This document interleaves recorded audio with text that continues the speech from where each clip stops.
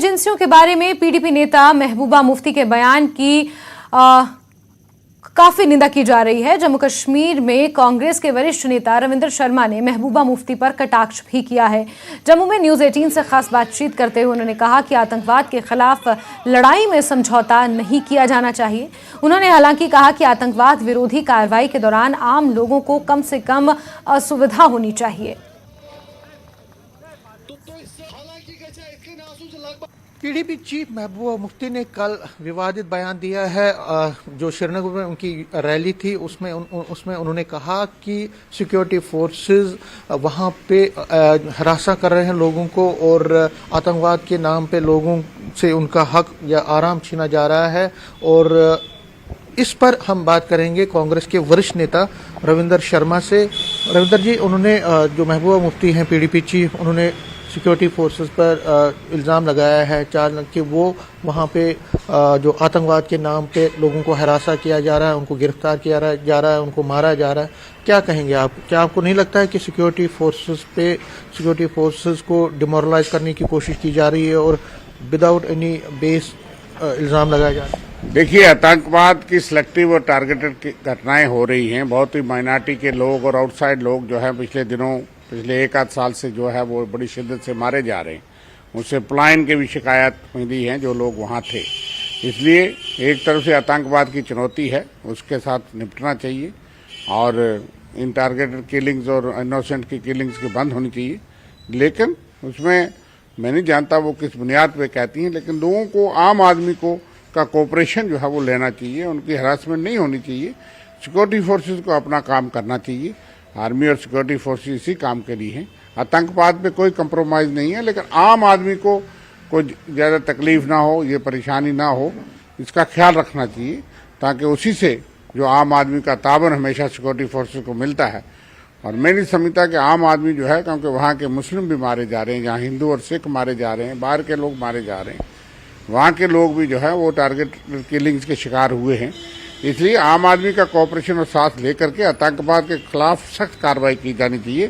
कांग्रेस हमेशा हक में रही है कि आतंकवाद को खात्मा करना चाहिए, उसमें कोई कंप्रोमाइज नहीं। लेकिन ऐसे जब बयान आते हैं पॉलिटिकल लीडरान की तरफ से, जिसमें कहा जाता है कि जी आपने हरासमेंट कर रहे हैं, लोगों को मार रहे हैं, या तो आपको नहीं लगता है कि सिक्योरिटी फोर्सेज जो अपना काम कर रहे हैं उनको मदद देने के बजाय, उनका हौसला बढ़ाने के बजाय जब आप ऐसे बयान देते हैं तो उनका हौसला गिरता है? देखिए, जब पीडीपी बीजेपी की सरकार थी तो आपने देखा फौजियों के खिलाफ एफआईआर भी लगी थी। इसलिए कई बार सरकार देखती है कि अगर जाती होगी तो कानून के खिलाफ कार्रवाई उनके खिलाफ भी होती है और उसमें किसी को छूट नहीं है। लेकिन जाति ना करके आम आदमी का तौबन लेकर के सिक्योरिटी फोर्सेज को अपना काम करना चाहिए।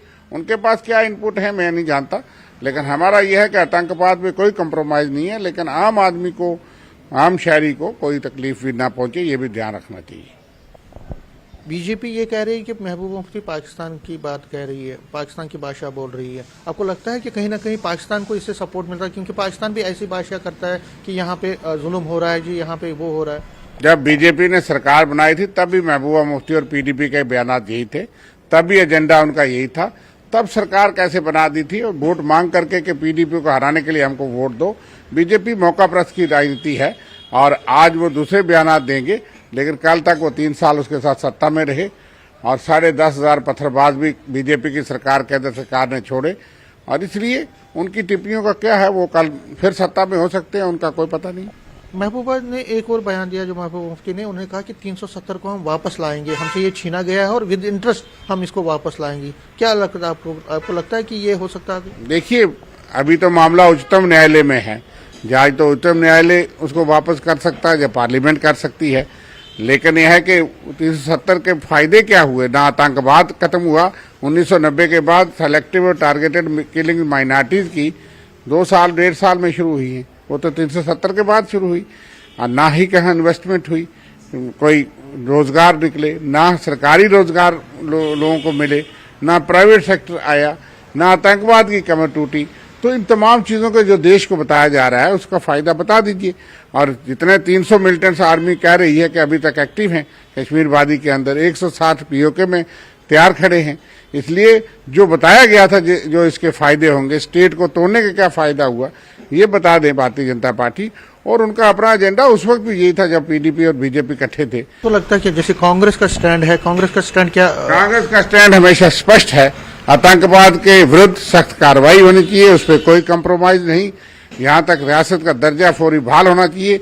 यहाँ नौकरी और जमीन जम्मू कश्मीर के लोगों को महफूज रखना चाहिए। से बात करने के शुक्रिया। तो देख लीजिए, ये है कांग्रेस के वरिष्ठ नेता रविंदर शर्मा, साफ कह रहे हैं कि पॉलिटिकल पार्टीज को और पॉलिटिकल लीडरान जो है उनको ऐसा कोई भी स्टेटमेंट नहीं देना चाहिए जिससे सिक्योरिटी फोर्सेस के मोरल पे असर पड़े या ऐसा लगे कि वो आतंकवाद के खिलाफ जो एक निर्णायक लड़ाई अभी चल रही है उस पर कोई बाधा पहुंचे। और इनका दूसरा ये भी कहना है कि 370 जो है, धारा 370 का जो इशू है वो अब सुप्रीम कोर्ट में है, इस पर भी अभी कोई भी टिप्पणी करने से हर एक को बचना ही चाहिए।